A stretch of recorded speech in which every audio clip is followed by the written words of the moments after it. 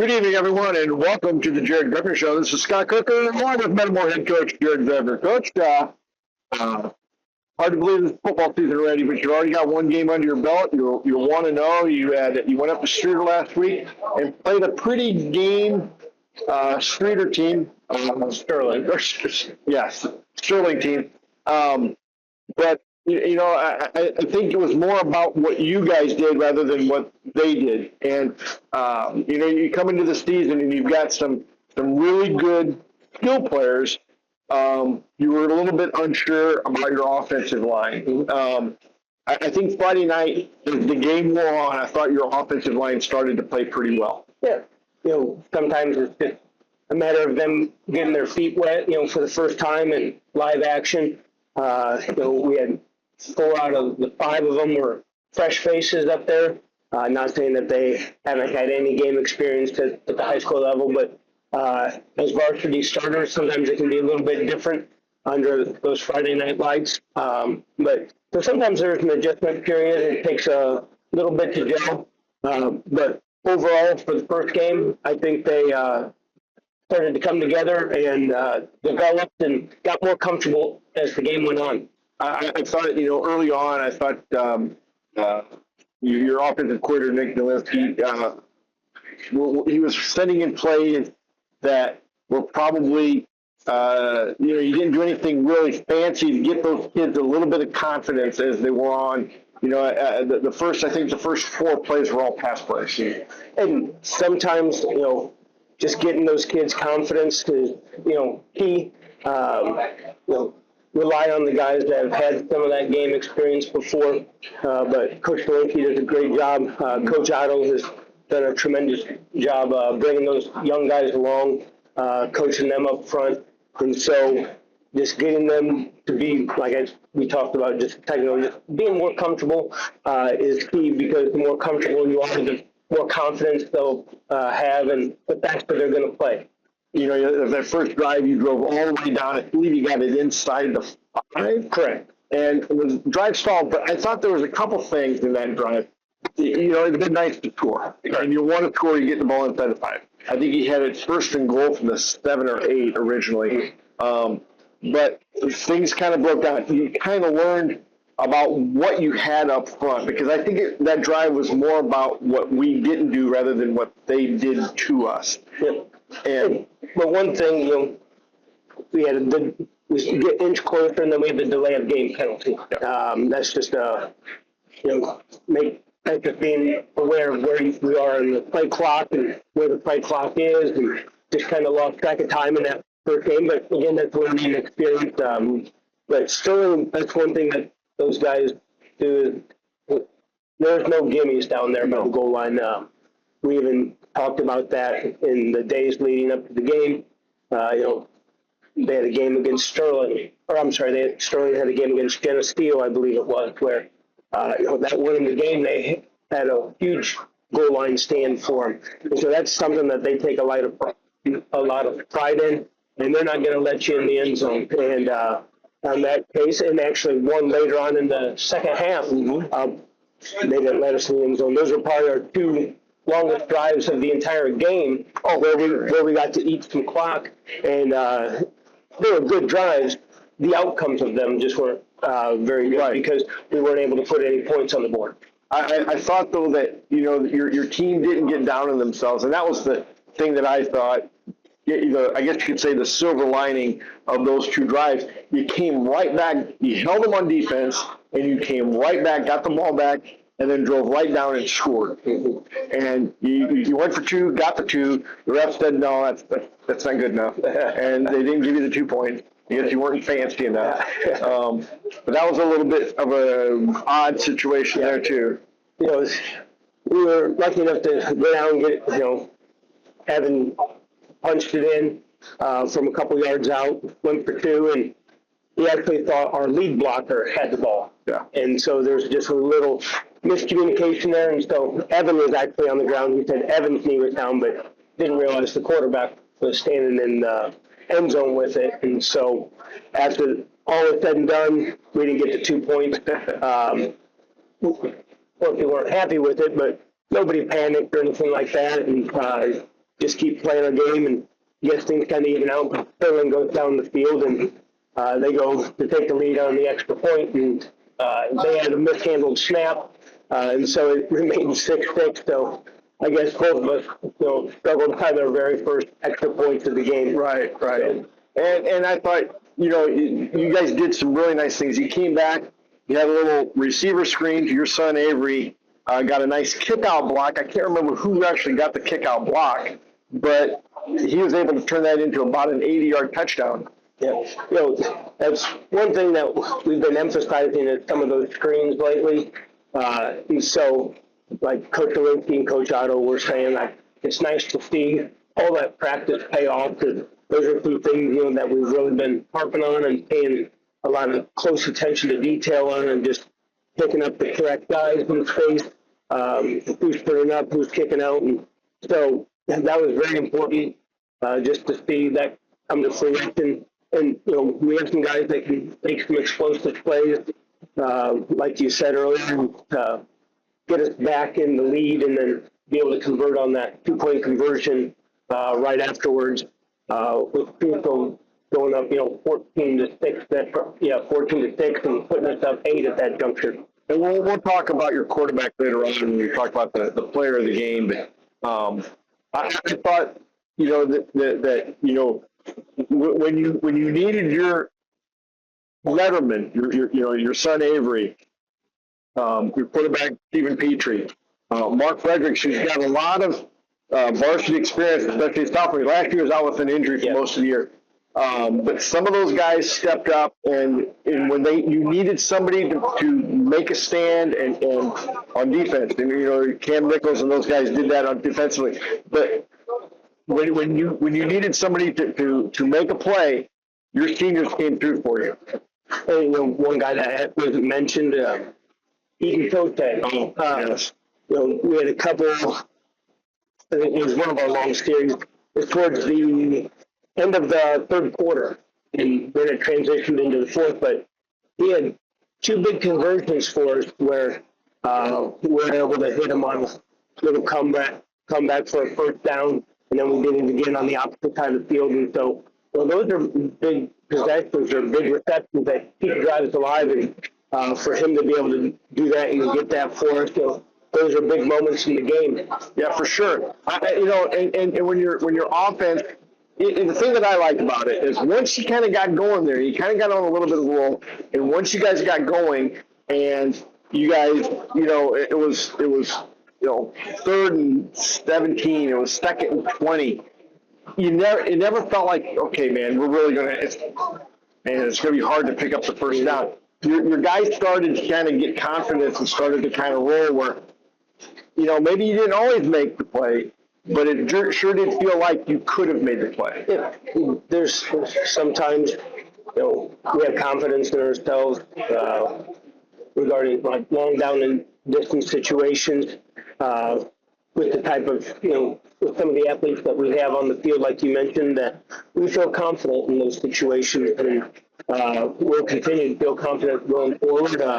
Sometimes it takes the game with two to kind of feel out what the kids are also comfortable with, but those are situations that we'll keep practicing on and keep building on for the future. I thought your defense too. I thought, they kind of were able to find some seams in our defense in that first half, but that second half you guys came out and you shut them down. After they tied it up at 6, they only have 3 more points for the rest of the game. And I thought those 3 points were huge. They kind of got us on a little fade on our sideline. I didn't think it was crucial for a guy like Braden Bittner. Did not give up on the play. When it stopped him at the 1-foot line. Yeah, laid out, just tripped him up, and that was just kind of a minimal effort play right there. And we ended up making Kevin Barker ends up making a tackle for a loss. About a 2-3 yard loss right there on the very next play, and they went backwards. They weren't able to convert and ended up having to kick a field goal. And so right there, by not giving up and by always giving forth effort, saved us 4 points. And that's a huge swing, and it can be kind of demoralizing when you get down to the 1 foot line and unable to convert. Kind of like we earlier in the game for us, we weren't able to convert down there. I thought part of it was we had some maturity with some guys coming back. We were able to withstand that. There's also earlier in the game where it's still tight, but knowing that you need those points, to kind of push it and kind of, get within a tie and keep, we're kind of going back and forth. Those points can be huge. So Brady did a really good job there.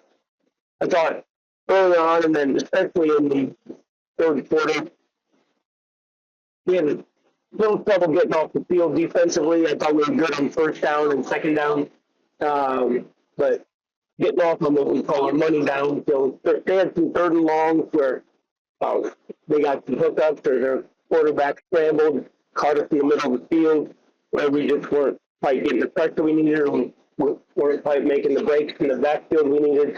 And so that's something that we're definitely working on this week, is when we have the opportunity to get off the field, that we can't give them extra chances. Right. You mentioned Kevin Barker a little bit earlier. When you look at him, it reminds me of a guy that you used to play with, like Stephen Fisher. And, he's not real big. It looks like he would be somebody that would be kind of easy to block on the defensive line, but he's not. No, he's not.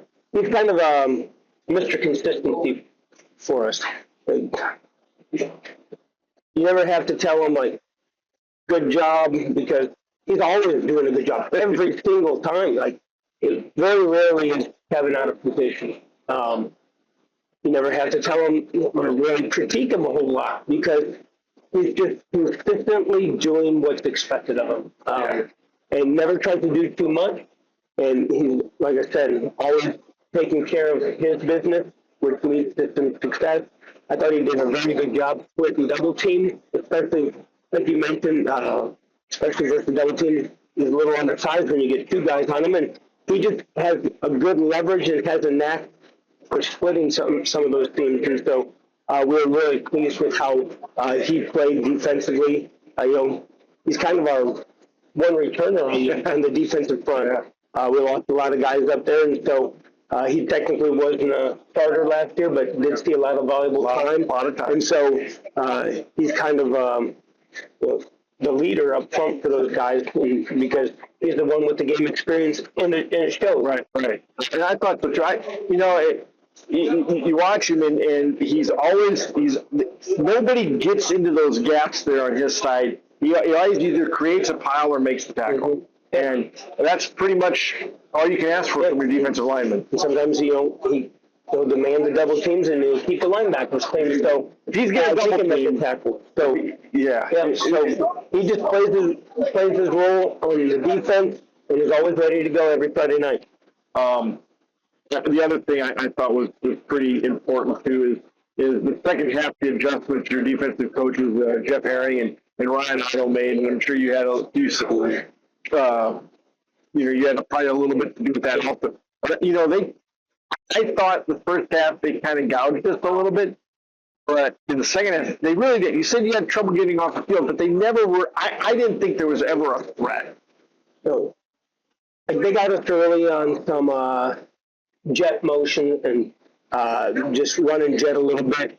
They got us on the touchdown, jet into the boundary. I think part of it was getting comfortable maybe with the game speed a little bit. The first time running the windows and seeing live action. I think Chatham helped a little bit having that scrimmage, but you're never quite ready until those Friday nights kind of come on. But I think we settled down as a defense a little bit. I think everybody started to play within themselves. And then, in the second half, we were able to play as one unit, just a little bit more, a little bit better. Yeah, and that's kind of how you started off fine, and I thought you finished better, and that's kind of how you want the first game to go. Mm-hmm. There was things for you to praise the kids on, and then there were some things, you were able to get on them about. Almost a perfect game as a coach. It's always nice where you can get the win, and then also have plenty of teaching moments there for us. Every game, win or lose, there's always going to be teaching moments, but we want to just kind of keep reassuring the kids, hey, this is why we do the drills. This is why this part of our individual time is important, because it does come into play in the game. It's not time killers. There's always times where we can reflect, and when we go back and fix things from the previous Friday, and then utilizing that in order to prepare for this Friday against LaSalle Peru is only beneficial and can only help us prepare. Why don't we take a time out here? When we come back, we'll talk about the upcoming game against LaSalle Peru, LaSalle Peru, and we'll talk about the player of the game, and we'll talk about your underclass teams. Okay. Central Illinois, you asked for it and we listened. Germantown Grill is growing to meet customer demand, adding more dining space and a private gaming area featuring games powered by Gold Rush, the gold standard in video gaming. And Germantown Grill still has all the food and spirits that keep our customers coming back. Stop by to check out our daily specials. The game's on at Germantown Grill, where Central Illinois loves to eat. Open 7 days a week, just off Route 116. Welcome back to the Germantown Grill. I want to thank Jake and Sarah Atkins for providing this venue for us to have the Grebner Show. It's wonderful to come down here and get something to eat beforehand. We appreciate everything they do for us. Yep, they do a lot, and I want to thank them. First, let's talk about your player of the game, Stephen Petrie. Man, he had some shoes to fill. Nick Rhodes last year was an awful good player for you. He was all conference, I believe, all area. And he steps in, and his first game as a varsity quarterback, I think he goes 11 for 13 for 283. Yeah. That's pretty solid. His quarterback ranking was near perfect. Near perfect. Not perfect. Yeah, 283 yards. 3 touchdowns. 3 touchdown passes. You got 2 to your son, Avery, who had an 80-yarder and about a 34-yarder, 44-yarder? I want to say that one was closer to about 20, 25, something Maybe, like that yeah. towards the end. And then he caught Mark Fredericks. Wow. Right in stride down the sidelines. And Mark Fredericks caught it, and there was no catching him. That was exciting. Those are things that we knew Stephen could do this whole time. To be honest with you, going into the game, I would have thought that his running would have been maybe a bigger weapon. Not saying that we didn't think Stephen could do that, because we have some explosive players. But he's just a dual threat quarterback. We'll probably see more of him out of the run game as the season goes on. But that's always going to be a weapon for us, is his arm, because we need to keep utilizing everybody and stay well-rounded. You saw that out of him, freshman year, even his sophomore year, he was able to do things like that. Touchdown maker for you. Yeah, he is. He's only a junior, so it's nice. I got to watch him this year as a sophomore in baseball. As a catcher, he was winging that baseball left and right, throwing people out, and so he's got the arm strength. But the thing is, he's kind of got that moxie out there, and he's got the confidence to make the necessary throws. And so it's something that we've come to expect of Stephen. He's put in the hard work. He's come to expect that of himself. And he's kind of a leader of the team, one of the leaders of the team, and he's only a junior because he's just got that it factor where he's kind of a gamer, kind of can have a calming effect in the huddle, can make a joke here and there. Doesn't always have to be so serious. And so he is just the type of kid that can make plays with his feet, with his arm, but he can also help with the mental aspect, getting kids in the right spot. And so he truly is the field general out there for us. And it's nice to have him know that, he is only a junior. The thing that I really liked about him is he threw that ball down the field to Mark Fredericks, and that was about a 35, 40-yard pass in the air. And then some of those screen passes, he showed a little touch. Yeah, and those screen passes, they are hard to throw because it does require touch. In order to help get the yards after the catch, you do have to make sure it's on the proper shoulder and stuff like that, so people aren't reaching back for it and that they have momentum going up the field. And so he showed the ability to drop it in the bucket on the long ball, to have a little bit of touch on some of the screens. The last one to Avery to kind of clinch the game, to kind of drive the nail in.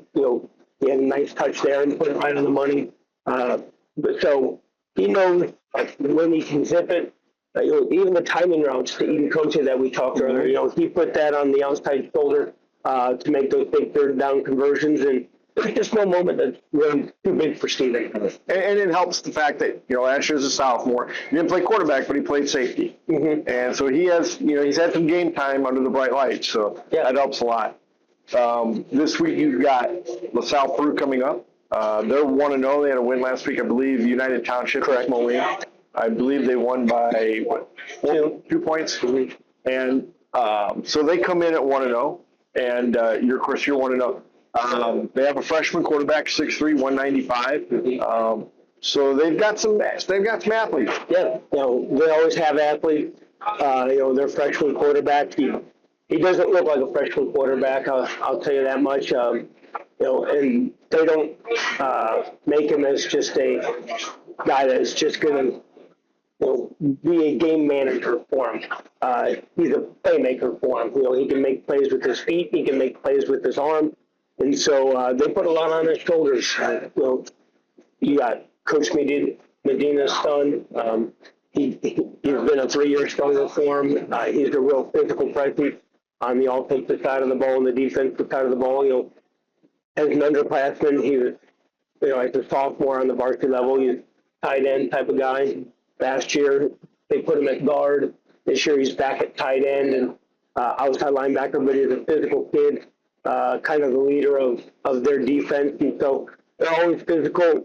We're always going to be looking forward to a tough test versus them. He'll have them ready to go, coming off a big opening first game win themselves.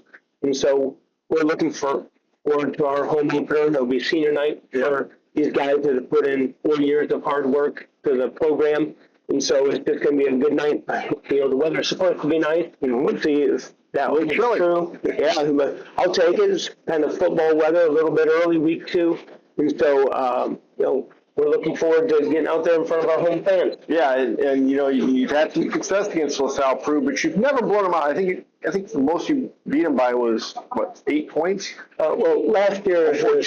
Yeah. Last year it was, I forget what the score was. You ended up beating them by Jadon had a good game against them last year, where he just found some creases and was able to get going. But I think it was 2 or 3 years ago up at that place, our first year that we started playing them. I want to say it was a 1-touchdown game. 14-7, I believe. And then 2 years ago, when we back at our place, it was a 1-touchdown game again. Yep. And so it's always been a tough contest against them. They always make it really hard for us to come out with a victory. Hopefully we can get one this week as well. But against them, nothing's ever going to be easy, that's for sure. Talk a little bit about your underclass. I thought Friday night your freshmen looked awfully good for the first game at the high school level. Minus probably they're too easy to say that top 2 offensive linemen are playing varsity or dressing varsity. So they didn't have those guys, but I thought the rest of that team looked awfully good. Yeah, that crew's big, that freshman crew, and they are big. And they have some frames where they can even put more weight on, put more muscle on once they get in the weight room a little bit more and start maturing. But they have a lot of complementary pieces as well. They just got some tough kids on the defensive side of the ball. If memory serves, I was kind of in and out, but I don't think the defense gave up a touchdown. I think it came off like an interception and then a block punt as well. 12 points. Did they have 12 or they just have 6? I thought it was 28-6. You could be right. Like I said, I was in and out getting ready for the varsity game. But either way, I don't think the defense gave up many. And so they were pretty stingy there. Those big guys up front that we're talking about, opened up some holes for the running back. Had a big one late that I saw as far as a reception. so had some drops early in the game. That could be just nerves, with your first high school game. But the best thing to see is, those kids coming off the field with big smiles on their face after the first high school game. But that's a big deal. Being out there for the first time together, finally as a team. Not all those guys play JFL or anything like that. It's guys that are coming together from Riverview, St. Mary's, Germantown Hills, Metamora Grade, and so you finally get all those guys coming together as one class, and it's the first time you get to see them all together, and it was a successful night for them. Yeah, they looked awfully good. A nice, convincing win. They were physical. They showed some skill. Their quarterback looked really good. That's a promising group. I thought on Monday, your sophomore team, again, they won 17-0.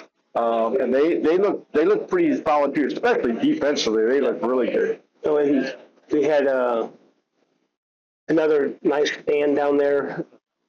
They blocked one of our punts again and ran it back. It was on the opposite end zone of me, but they're inside the 20, and we end up making a stand there and getting the ball back. And we ended up pinning them deep one time defensively as well, causing them to snap the ball over their punter's head and out of the end zone for a safety. I thought we ran hard offensively. I thought Keon Allen ran hard. I thought Christian Nelson threw the ball well. There were some guys on the outside that made some nice plays. Jason Pickles had some nice plays.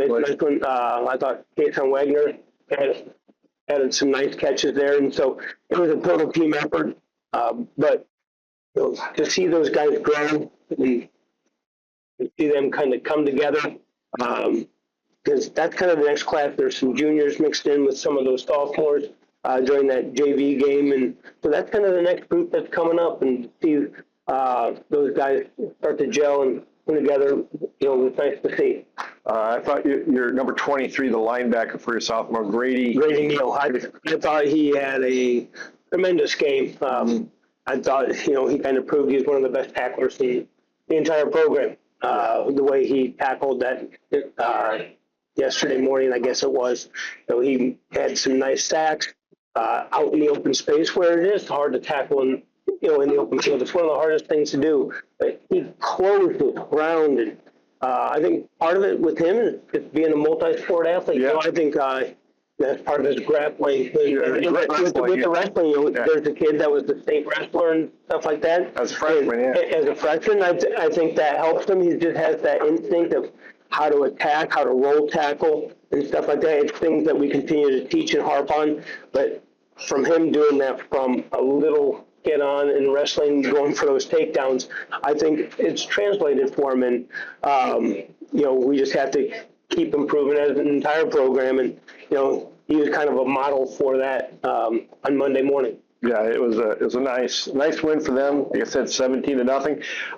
Nice to be 3-0 as a program. Correct. When you can start to develop the guys and start to see all their hard work pay off, and you're 3-0 as a program so far, and you can kind of get those sweeps, and that's always nice. You want to keep that going and keep learning from each and every game, and keep building that momentum each and every week.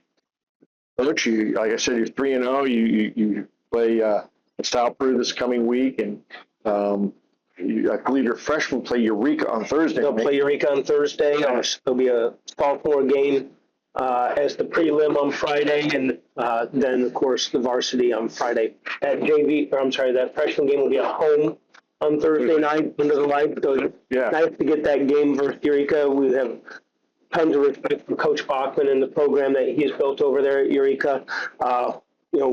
We're fortunate that they were looking for a week 2 game themselves, and it's the one thing that we don't want to have happen is kids missing a week of games. We want to get them as much experience as possible from the freshman to the JV level, and so to get those games are crucial for us. Well, Coach, congratulations. We'll see you Friday night at Malone Field, senior night. Senior night, come on out.